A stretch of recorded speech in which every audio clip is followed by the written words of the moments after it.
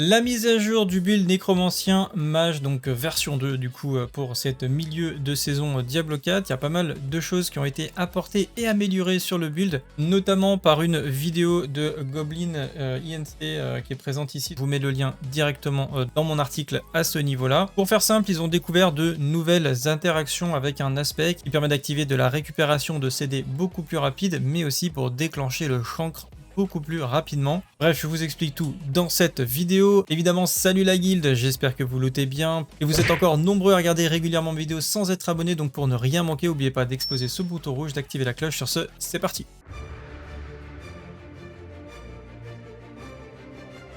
Alors pour ceux qui n'ont jamais fait le build nécromancien mage, c'est actuellement un des meilleurs builds du jeu en termes de performance. On va dire que c'est pas le meilleur, parce que le barbare, le mage et le voleur sont vraiment très forts également, mais on va dire que c'est un build qui peut faire les plus hautes clés du jeu, qui est S tier en leveling, mais également S tier sur la fin de jeu. Ce qui va changer par rapport au build golem que je vous avais présenté il y a quelques jours, c'est que c'est un build qui est beaucoup plus facile à jouer. Vous allez avoir vraiment une très grosse récupération de CD, comme vous allez le voir dans quelques instants. Je vais vous montrer directement dans le jeu. C'est vraiment très impressionnant.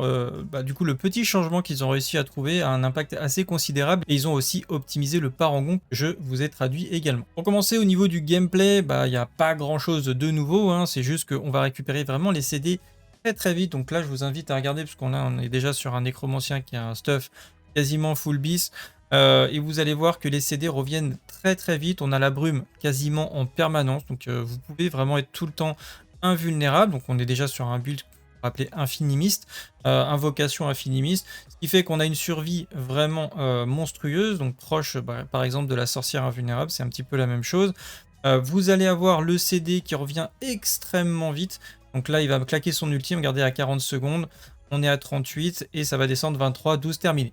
Voilà, il a récupéré son ultime et ses CD quasiment instantanément. Donc ça veut dire que sur des packs comme ça, sur des teamfights, il arrive à récupérer son ultime quasiment 2, des fois 3 fois sur le même pack. Ce qui, moi en tout cas, quand je jouais sur la version Golem ou autre, ce n'était absolument pas possible. Ou en tout cas, je n'avais pas l'équipement pour.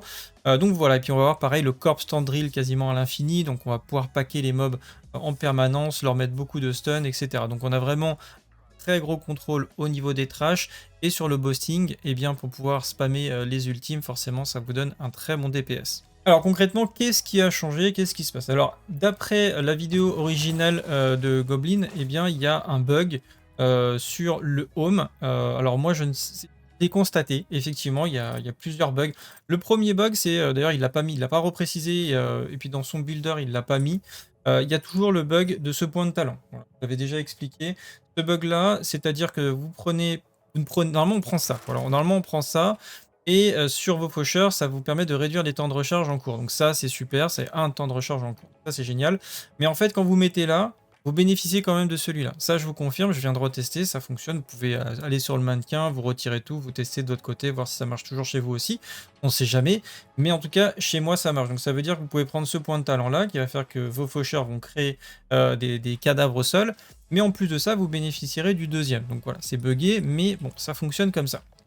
Et le changement majeur qu'il y a en fait dans ce build, eh bien c'est que déjà on va essayer de faire proc tout simplement le chancre d'ombre beaucoup plus souvent, parce que le chancre d'ombre, en gros, c'est un coefficient multiplicateur qui va augmenter vos dégâts, mais qui va déclencher surtout un aspect qu'on va mettre en général sur une de vos armes. Alors là, j'ai pas le build qu'il faut pour le coup, mais souvent vous allez le mettre sur arme et ça monte à 250%, c'est vraiment insane. Mais il faut que ça proc suffisamment souvent. J'avais beaucoup de mal à l'époque à le faire proc, mais là avec ce build et depuis le dernier patch, ça proc énormément. Là pour vous donner une idée, par exemple, je vais activer un petit peu mes CD, je vais raise mes squelettes, voilà, je vais clamer mon truc, vous allez voir mes CD déjà, il revient quand même assez rapidement. Donc là voilà, on est à 35, 34, 30, donc là on a des réinitialisations de CD. Alors je ne mets pas la décrépitude, je pourrais la mettre évidemment. Vous allez me dire c'est quand il y a la décrépitude, mais j'ai la jambière de lune de sang qui vont la poser déjà. Donc en fait la cible elle va être maudite automatiquement, c'est mes serviteurs qui vont poser la malédiction. Et donc du coup, j'ai bien de la réduction de CD, des attaques spéciales de mes guerriers squelettes et des attaques de l'ensemble de mes familiers qui ont un pourcentage de chance, quand on tape une cible qui est sous décrépitude, de réduire mes CD. Donc là déjà ça réduit, mais c'est pas fulgurant, hein, d'accord? Ça va réduire, mais c'est pas fulgurant. Et effectivement, quand on va mettre le nouvel aspect, donc le home souverain, donc c'est l'aspect apothique. Donc non seulement ça va permettre de transformer les dégâts de vos familiers corps à corps en dégâts d'ombre, parce que vos squelettes mages tapent déjà en forme d'ombre, mais là ça va être aussi vos corps à corps qui vont faire des dégâts d'ombre, et va avoir pour particularité déjà d'activer votre passif ultime beaucoup plus vite. Vraiment, le chancre d'ombre, vous allez voir, je l'ai repassé à 10, voilà. Je viens de le proc, vous allez voir à quelle vitesse je le proc, on va compter. 1, 2, 3, 4, 5, voilà. Toutes les 5 secondes, j'ai un proc de 10 secondes. Effectivement, si je le retire, voilà, c'est 2, 3, 4, 5, 6, 7, 8, 9. Allez, on va dire, on va arrondir à 10 parce que j'ai un peu fait le compte, mais vraiment, vous voyez, c'est à vue d'œil, vous voyez que ça monte vraiment beaucoup plus doucement. Et dès que je vais mettre le home, tac, là, ça va réinitialiser. Regardez comment ça va monter. 2, 3, 4, 5, 6, 7, 8, 9 et 10. Voilà, c'est... En fait, ça va 2 à 3 fois plus vite. À partir du moment, effectivement, où vous buffez... alors moi, je les buff, il se buff tout seul avec mon anneau de lame. Hein, il va lancer des buffs comme ça de temps en temps. Mais du coup, c'est complètement broken. Ça stack à une vitesse monstrueuse. Et c'est ça qu'on veut. C'est vraiment, vous voulez activer votre chancre d'ombre le plus souvent possible, ça va être énorme. Et la deuxième particularité, et ça c'est le deuxième effet qui se coule, parce que déjà rien que ça en soi c'est quand même assez énorme, eh bien c'est tout simplement que vous allez avoir une réduction de CD qui est clairement broken. Là par exemple je vais activer, regardez à quelle vitesse je récupère mon ult. Voilà, je viens de le lancer, il est déjà quasiment terminé, donc 10, 8, 7, 4, 1, ok on le relance. Vous voyez que ça n'a absolument rien à voir entre le moment où je n'avais pas l'aspect et maintenant que je l'ai. Je peux lancer des ultis, pas en spam mais pas loin, alors que je suis pas du tout un stuff optimisé d'ailleurs pour ce build, hein, j'ai pas tous les trucs. Mais ça revient à une vitesse assez monstrueuse, donc voilà, je peux lancer tous mes CD, regardez j'ai déjà récupéré ma vrille, je peux relancer la vrille, je relance l'ultime, je relance ma vrille, je bille, je peux spammer comme si je n'avais quasiment aucun CD. Voilà, c'est juste incroyable. Et effectivement, moi, je n'ai pas touché encore une fois mon build, mais j'avoue que ce truc-là fait une énorme différence. Alors c'est dommage, on aura envie évidemment de mettre un Shaco, mais le problème c'est qu'il faut avoir, enfin l'aspect est trop fort, qui buff vos guerriers squelettes de 70%, il est vraiment incroyable. Alors après peut-être on peut prendre uniquement cela, se passer de celui-ci et de mettre quand même un Shaco, etc. Je pense que ça se joue aussi honnêtement, il y a pas mal d'alternatives. Moi je pense qu'après c'est à vous de tester les différentes choses, mais c'était juste pour vous expliquer les interactions du coup de cet aspect apothique et vraiment concrètement ce qu'il apporte en termes de dégâts, c'est vraiment monstrueux. Donc maintenant que ça s'est posé, regardons un petit peu les aspects qu'ils ont préconisés. Donc encore une fois, vous avez vu là ils n'ont pas repris le fameux anneau que je vous ai montré. Sachant que là vous n'avez absolument aucun CD, c'est vrai que je pense qu'on peut se permettre de jouer un peu tout à la main.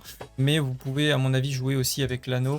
Mais en attendant d'avoir la puissance de Tyrael, évidemment vous pouvez faire un petit peu les choses à votre sauce. Du moment qu'à mon avis vous respectez certains principes et les aspects clés qu'on va voir, vous pouvez après ajuster les choses un petit peu comme vous le souhaitez. Donc évidemment, vous avez compris, ça va être difficile de se passer de l'aspect apothique qui est vraiment monstrueux. Donc c'est ça qui va vous permettre de convertir les dégâts de vos squelettes en ombre. La puissance de TRL, je pense, va vous permettre de gagner beaucoup de stats offensives parce qu'on a énormément de résistance à tous les éléments dessus. En plus de d'autres buffs et dégâts qui sont vraiment appréciables. Sur les gants, donc les dégâts des coups critiques augmentés sur les vrilles, c'est un bis vraiment très très puissant. Sur jambière, le buff des apporté donc est augmenté par les prêtres squelettes qui est assez monstrueux. Sur les bottes, les guerriers squelettes et les mages en plus, c'est pareil, c'est le bis. Sur votre amulette, et bien des dégâts supplémentaires sur vos familiers, donc jusqu'à 150% à chaque fois que vous claquez l'armée des morts. Donc tant qu'elle est active, c'est actif. Et comme on a pu le voir, vous allez avoir l'armée des morts quasiment en permanence, donc c'est total broken. Premier anneau, des dégâts en plus sur les serviteurs. Deuxième anneau, des attaques en plus sur les serviteurs.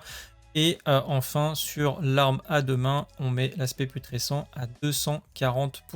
Au niveau des caractéristiques, on retrouvera un petit peu toujours la même chose. De l'intelligence, des dégâts critiques. Vraiment, on va essayer d'avoir beaucoup de dégâts critiques parce que vous allez avoir beaucoup de critiques de base grâce à vos vrilles nécrophages. Mais on va augmenter les points de vie. Les dégâts évidemment des mages squelettes et on récupère ce qu'on avait retiré lors des dernières vidéos, la possibilité aux mages squelettes de lancer des doubles attaques. Donc ça va être évidemment extrêmement fort. On cherche toujours bien sûr du CDR, que ce soit sur le cou ou sur la tête. Et pour la taille des vrilles nécrophages, donc le bonus que vous pouvez obtenir, d'après ce que j'ai lu, le maximum est, enfin c'est capé à 100%. Donc Ça sert à rien de dépasser les 100% sur les vrilles nécrophages. Donc vous pouvez vous permettre, lui je crois qu'il l'a mis 3 fois, vous pouvez le maxer.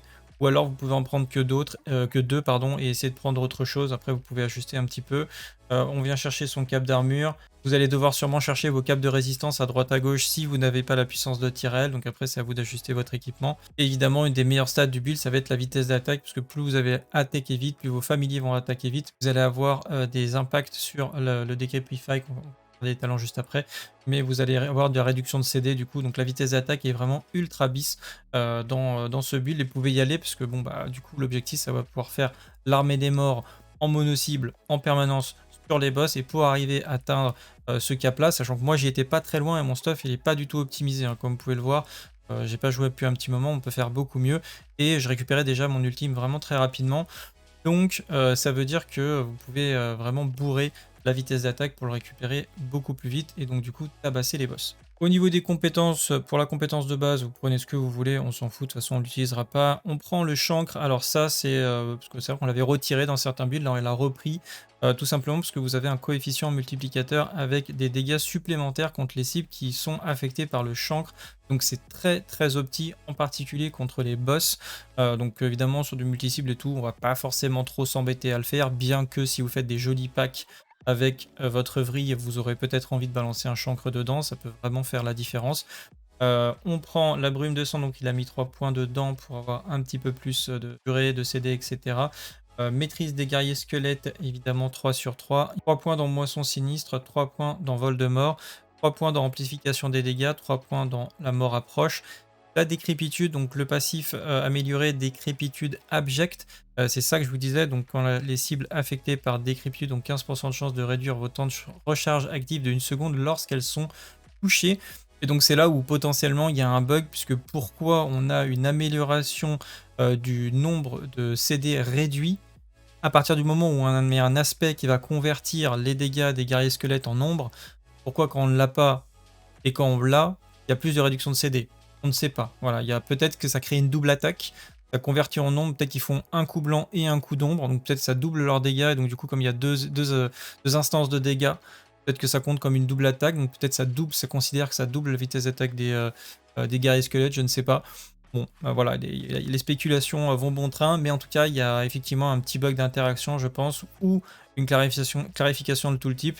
Et donc du coup, c'est ça qui fait que vous récupérez vos temps de recharge très rapidement. Ensuite, on a la maîtrise des mages squelettes, évidemment indispensable, et on va essayer de le booster le plus souvent possible. Si vous arrivez à en avoir sur votre amulette ou ailleurs, c'est très très puissant.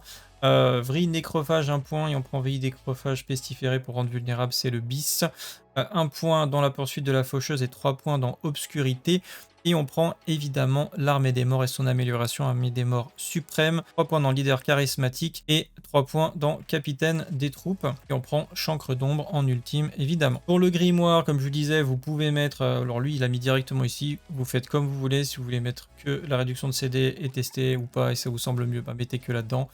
Moi j'ai fait des tests, je vous ai dit ça compte les deux, donc vous pouvez prendre celui de droite, ça vous donnera celui de gauche également. Pour les mages squelettes, on va prendre que les mages d'ombre tirent un trait d'ombre supplémentaire. En tout cas, c'est ce que eux ils ont repréconisé.